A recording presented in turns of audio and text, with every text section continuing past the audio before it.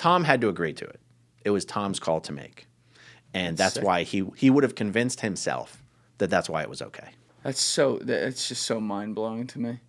I mean, what do you think? Like, if Tom Cruise suddenly like woke up and left Scientology, that would be such a big loss that they'd just be dead. You know, so it's powerful stuff. But I mean, you know, I see how emotional you are reliving this, that you've had to relive so many times. It's kind of like right under the surface. And, you know, if you watch a lot of my videos, I'm very upbeat. I'm very high energy. And that's how I like to be.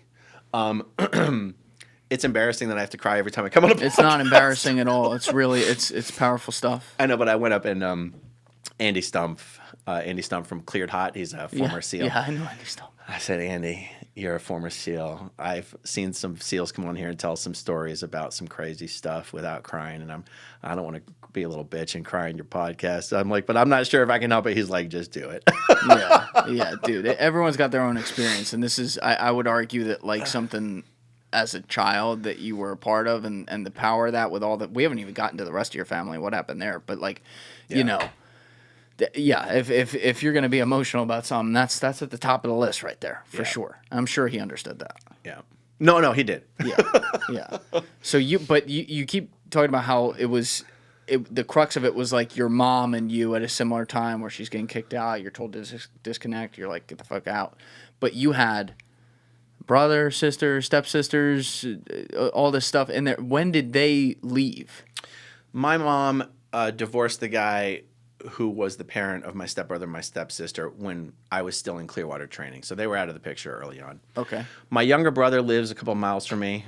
I haven't seen him in 5, 6, 7 years. He's married. He's got a daughter that I've never met. And my brother hasn't seen my girls in years.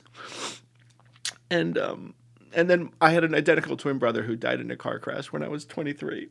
And oh my God. Before that happened, he had been declared as a oppressive person as well. And me and my mom had to disconnect from him. So, like, between me disconnecting from my brother and then him dying, and then my kid's mom disconnecting from her dad and then him dying, it's like, this is why I do what I do. It's like, I don't, like, creating the foundation and helping people leave, that's icing on the cake. That's giving everything we do kind of a greater purpose. But all that could not exist, and I would still be doing what I'm doing just to be the biggest possible nightmare I can to David Miscavige and the cult of Scientology. Well, like I said, I'm glad you're doing it. 100%. I mean, someone's got to, and there's other people out there, like you mentioned, who are doing it as well. But you guys are also fighting a huge PR battle in the middle of this, because the one thing that, like, obviously has drawn a lot of attention to society or to Scientology over the years is that they market some major names who join them. And, you know, we've mentioned Tom Cruise today and whatever, but he continues to be this high-level person there. We see them grooming Elizabeth Moss, who I believe was born into that kind of role. We see guys like Michael Pena in there, John Travolta. I mean, these are names that the average person recognizes, and they're like, "Ooh, I want to be like them, and maybe I'll join." So, you know, you guys who are fighting against this, in a way, like you're not an actor, you're not a movie star or something, you're not this celebrity, so you're like the normal man. And the way that they can fight back against it, or one of the ways they can fight back against it, is, well, look at the really high-level successful people who are famous who are in our organization. You got to believe them or Aaron. It's true. You know? It's true, but funnily enough, you could be like, when's the last time Tom Cruise spoke about Scientology? He got his ass whipped in 2005 when he did that. Didn't work out very well for him or his career at that time. And then his career started doing a little better when he stopped talking about Scientology, even though his wife left him, and then he disowned his only daughter. But my point is, even the people Scientology would point to, do they even talk about Scientology? Yeah, it's like Fight Club. You don't talk about it. Right. It's crazy. But like did he decide to disconnect from his daughter, or did they pressure him to do that? Oh, Scientology definitely did not pressure him to disconnect from his daughter. So he decided. If anything, Scientology would want him to stay connected to his daughter so that Katie would not pull her totally out of Scientology forever. So I believe that it was probably Katie, her dad, her team, who saw what happened with Connor and Isabella, the children that Tom and Nicole adopted, and how Connor and Isabella were poisoned against Nicole and indoctrinated to believe that she was a suppressive person because she was she didn't want to be in Scientology anymore. She was pulling Tom out of Scientology during the Eyes Wide Shut days. Plus, Nicole's father's like a psychiatrist, I believe. That's like a huge, oh my God. No. That's like, oh my God. And so even though Nicole still had shared custody, to the best of my understanding, with Connor and Isabella, the time that Connor and Isabella spent with Tom, they were being conditioned, brainwashed, to believe what Scientology wanted them to believe about their mother. And Katie would have seen firsthand how that affected Connor and Isabella's relationship with Nicole. And I believe that Katie, I don't have any inside track on this. It's my personal opinion that she was like, there's no way in hell I'm letting you do to Surrey what you did to Connor and Isabella. But the reason why I believe that Tom Cruise would have pretty willingly agreed to disappear is because of everything else that we've discussed about how Scientology delegitimizes and deprioritizes familial relationships. Surrey isn't really Tom's daughter. Surrey's just a being who's 76 trillion years old, and a small price to pay. A small price to pay, yeah. And it really is that disgusting. But I can tell you, like, Scientology would not have told Tom Cruise he had to disconnect from Surrey.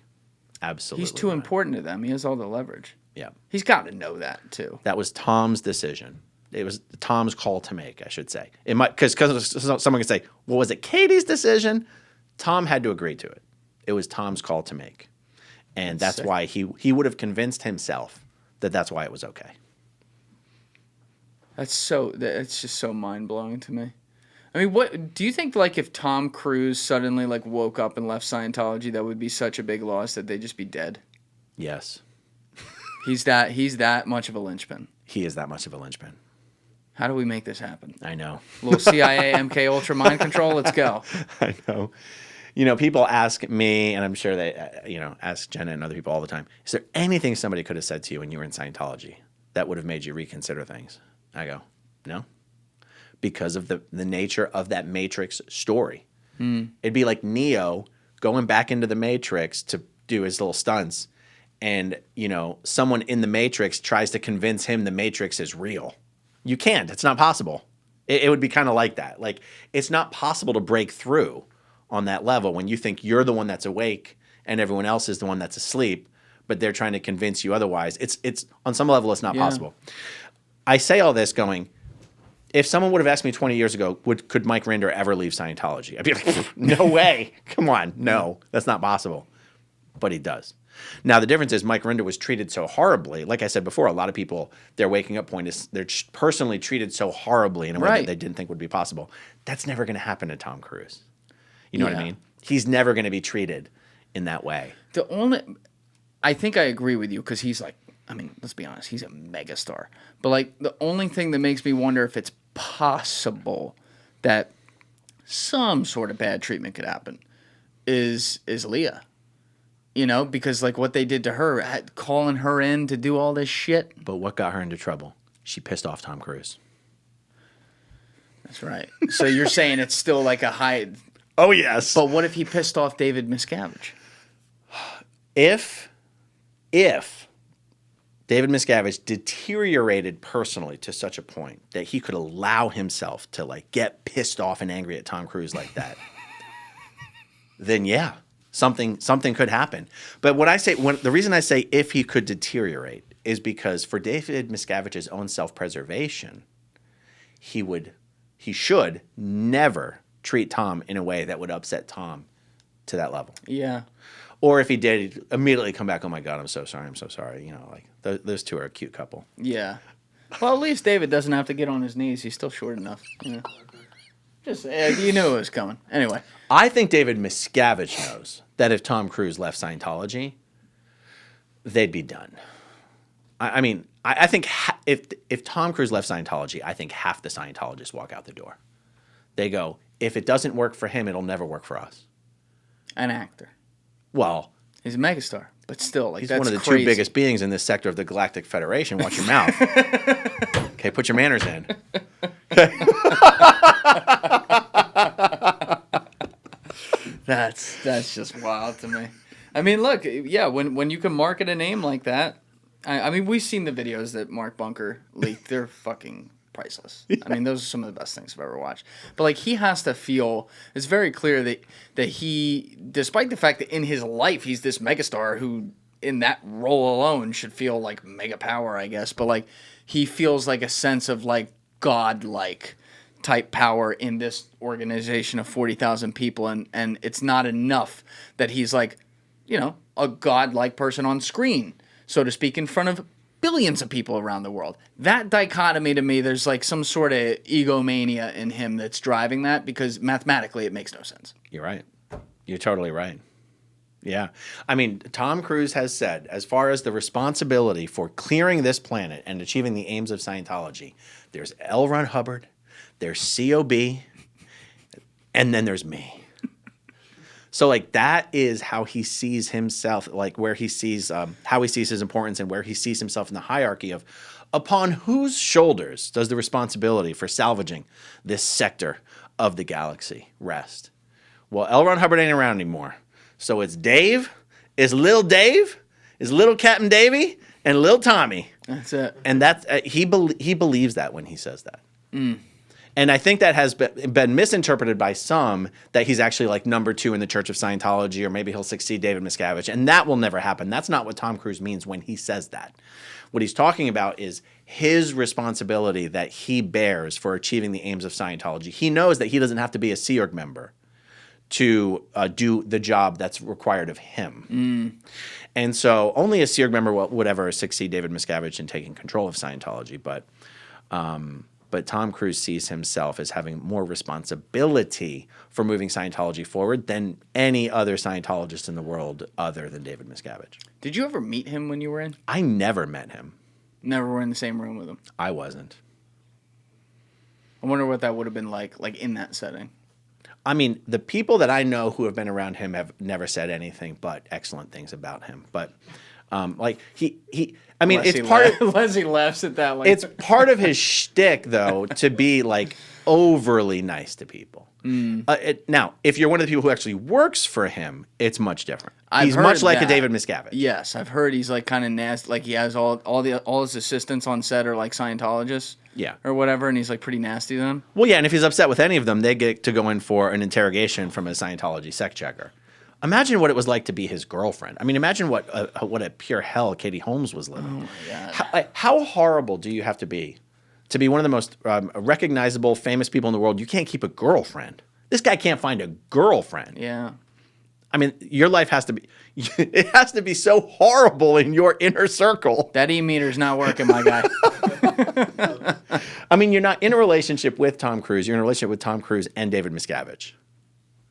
You know? I mean, imagine your best friend is a cult leader. Yeah.